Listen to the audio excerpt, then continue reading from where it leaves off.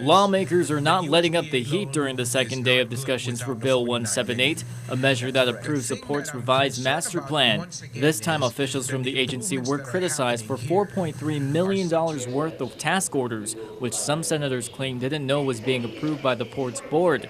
Speaker Judy Wampat also criticized the decision to pay a consultant $34,000 just to attend an industry forum for the military buildup. While Port Board Chair Monty Mesa says the costs are justified, Senator B.J. Cruz doesn't think so. The Vice Speaker says he's concerned the federal government may be putting money on hold because of the port's misspending. For example, he says $237,000 was spent on a task order to do research on gantry cranes.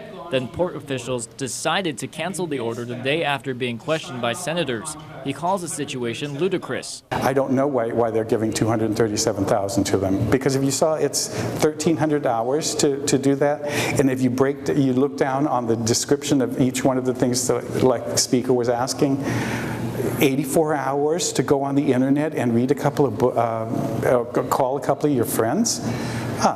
Please. I mean, even we attorneys don't do that kind of shyster work.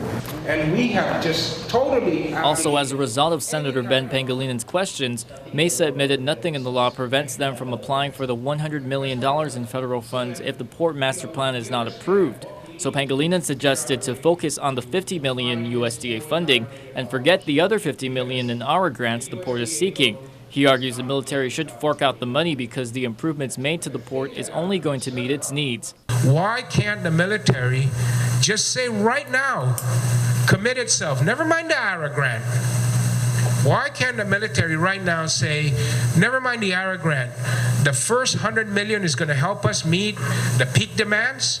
Will you get the $50 million? We'll put in the $50 million right now. Despite heavy criticism, Mesa and port officials continue to defend their actions, reminding senators they had the chance to review the master plan since December. While he admits they don't have all the answers, Mesa says they're trying their best with limited resources they have.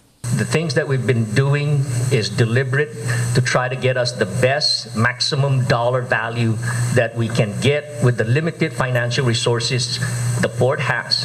We are trying to leverage our minimal financial resources to get the bigger dollar fund the federal government you asked us to go after. Senator Frank Blas Jr., a co-sponsor of Bill 178, says his colleagues have the right to scrutinize the port plan. But at some point, he notes, they need to get past the criticism because a plan is needed to modernize the port. This is a whole learning process, deliberate process, but at the end of the day, again, like I said, we need a plan.